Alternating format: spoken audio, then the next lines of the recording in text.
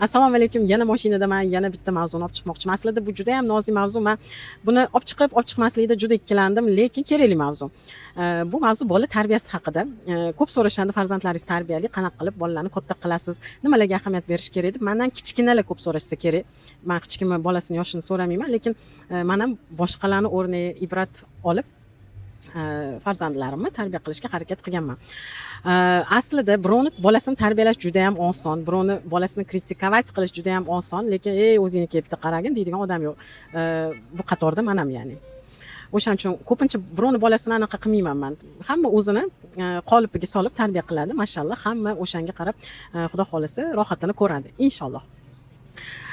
Bola tarbiyasida nimalarga ahamiyat berish kerak? Aslida bolani tarbiyasi beshikdan boshlanadi. Bu bekorga aytilmagan. Nimaga beshikdan boshlanadi? Chunki ota-ona bo'lish bu mas'uliyat va o'sha kattakon mas'uliyatni zimmaga olgan holda biz o'z xohishimiz bilan va avvalo Alloh xohishi bilan ota-ona bo'lamiz. Qur'onda farzand ne'mati bilan ba'zan ham o'g'il, ham qiz farzand berib, ba'zan o'g'il, ba'zan qiz farzand berib, ba'zan hech ham bermasdan sinayman deyilgan.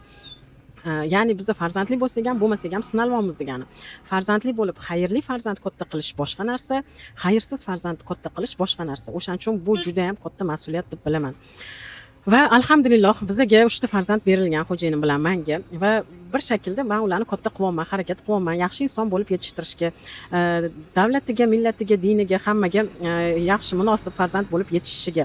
Buning uchun bola odobi bilan aziz degan maqolga amal qilaman. Undan tashqari hayotimda olgan tajribalarim, bilimlarimga tayangan holda ularning hayotida ular qanaqadir rol olishi uchun rejissyor kabi harakat qilaman. Men bu gaplarni achib cho'qib tashlamaydi, o'zimizdan sof o'zbek tilida chiroyliroq, tushunarliroq qilib tushuntirishga harakat qiling. Ya'ni bolani tarbiyasida yengillik ham, qattiqlik ham bo'lishi kerak. Men bilim olish mavzusida qattiq qo'lman, juda ham qattiq qo'lman. Bolalar titrab turishadi. Darsga kech qolish mumkin emas. Darslarni vaqtida qilish kerak. Qo'shimcha kurslariga kech qolish mumkin emas. Kitoblar vaqtida o'qiladi. Kitoblarni o'qigandan keyin yoziladigan daftarlar bor. Men ularni kuzatib, kontrol qilib turaman. Ular yoziladi.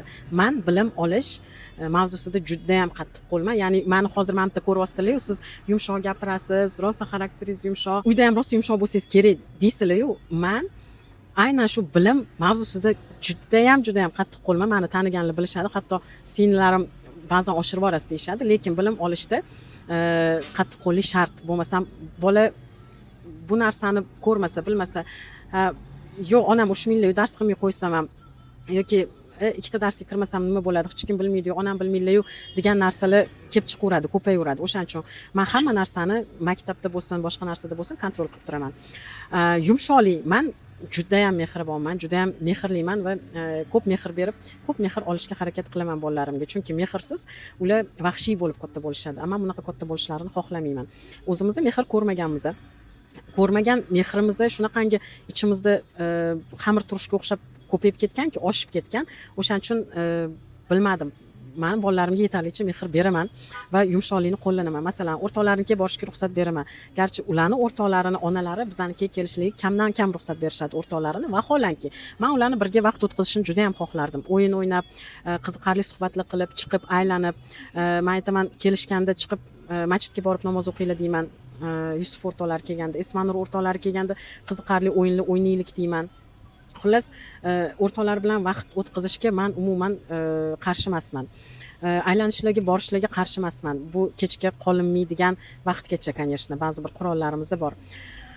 Undan tashqari, o'zligiga mas'uliyat yuklab qo'yganman. Mas'uliyatsiz bola bu qanaqadir hadafi bo'lmagan bola bo'ladi, prinsiplari bo'lmagan bola bo'ladi yoki hadaf ruschasini eslolmadim, o'zbekchasi hadaf deyiladi menimcha.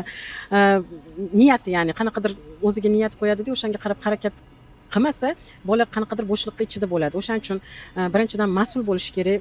Bu mas'uliyat degani uy ishlarida qarash kerak. Kerak bo'lsa, har kuni o'zini joyini yig'ishtirish kerak, tishlarini muntazam ravishda ertalab kechqurun yuvish kerak, sochini обязательно tarash kerak. Xonasini, o'zini xonasi bo'lmasa yotayotgan joyini, stolini ustini har doim yig'ishtirib yurish kerak. Ovqat yeb bo'lgandan keyin duosini o'qib, hammaga rahmat etib, yegan idish-tovog'ini umumanlikkacha qo'yib qo'yish kerak. Xullas, mana shular kichkina mas'uliyatchilar. bu narsalarga bolalarni o'zini sekin sekin o'rgatib borish kerak. Undan keyin уже buyuk katta mas'uliyatlarni ularga yuklash mumkin. Bo'lmasam mas'uliyatsiz katta bo'ladigan bo'lsa, bu katta bekorchi xo'ja yoki barakalla buyuk dangasa bo'lib yetishasan degan multfilm bo'lardi. Xuddi o'shanaqa bo'lib chiqadi. Hadaf cel degani ekan, ruschalab to'g'ri tarjima qilma. Xullas, hadafi bo'lmagan bolani kelajagi deyarli bo'lmaydi. Ya'ni 1-sinfdan 4-sinfgacha deylik. Maktabni a'lo baholarga bitirish, bir nechta kitoblarni o'qish, qiziqqan mavzusida rasmlar chizish yoki qiziqqan mavzusida to'garaklarga qatnashish va to'garagida yoki qanaqadir konkurs, olimpiadalarda 1-chi, 2-chi, 3-chi, 5-chi, 25-chi o'rinlarni olish. Masalan, qanaqadir katta respublikanskiy olimpiadalarda 25-chi bo'lish ham juda ham katta yutuq. Respublikanskiy olimpiadalarda kim biladi, kamida 100 tadan bola qatnashadi. O'sha 100 ta bolani orasida 25-chi bo'lib berish ham juda ham katta yutuq deb o'ylayman. O'shaning uchun bolaga har doim hadaf qo'yishni o'rgatish kerak. 4-sinfdan 8-sinfgacha уже bizada Turkiyada 8-sinf bitiruvchi Turkiyada 8-sinf bitiruvchi sinf hisoblanadi. O'shaning uchun 8 yoki 9-sinfgacha O'zbekistonning anaqasiga qarab 9-sinfgacha xullas bitiruvchi sinfgacha yaxshi litseyga kirish, yaxshi kasb hunar kollejlariga kirish hadafi bo'lishi kerak. O'shanga qarab harakatini boshlab davom ettirish kerak. Undan tashqari qo'shimcha tillar har doim o'rganish kerak. Qo'shimcha tillasiz hozirgi zamon, ya'ni yashash qiyin hozirgi zamonda. Men nimaga o'shaning uchun hamma bolalarimda qo'shimcha til darslari bor. Ruscha, koreyscha, yaponcha, xitoycha, arabcha, xullas hamma tillardan ular kurs olishadi. Hammasi har xil tillarni o'rganishadi. Va bu ular uchun juda ham katta yog'liqqina plus kelajagida. Buni alohida bitta mavzu qilib olib chiqib beraman. O'shanda tushunib yetishadi nimagaligini.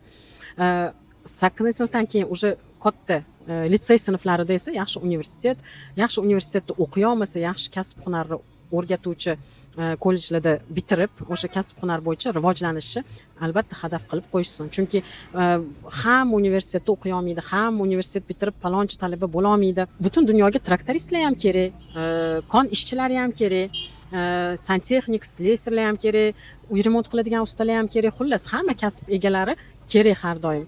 Agar men universitet o'qiy olmayman, men vashi qiziqmayman o'qishga, menga emas o'qish deydigan bolalar bo'lsa, qizlar, bolalar, обязательно bitta hunar o'rganishsin. Hunardan unar. Hunarsiz qolib ketishmasin, chunki hozirgi zamonni talabi juda ham kuchli, katta. Hunarsiz bir teng bo'lib qoladi. Xullas, hozircha video uzayib ketmasin, shu yerda bitiraman va bu mavzu juda ham katta, davomi keladi xudo xolasa. Sizlar ham mendan yosh katta kichkina opa-singillar, aka-ukalar, mendan yoshroq, lekin mendan farzandlari kattaroq singillarim ham bor bilaman. Men kech turmush qilib, kech farzandli bo'lganman. Sizlarning ham maslahatingiz biz uchun juda kerakli narsa bo'ladi. Tajriba yoshda emas, boshda. Aql yoshda emas, boshda deganlaridek. O'shaning uchun uyalmanglar, yozinglar. Bu hamma ota-onalar uchun kerakli bitta nima deyiladi, o iborani topa olmadim. Havuz, ya'ni havuz deyiladi-yu, turkchasi jamlanma bo'ladi. O'shaning uchun qoldiringlar, hammaga foydali bo'ladi degan umiddaman. Yaxshi kunlarda ko'rish niyatida va inshaalloh jannatlarda farzandlari bilan faxrlanib yuradigan ota-onalar bo'laylik. Allohga omonat bo'linglar.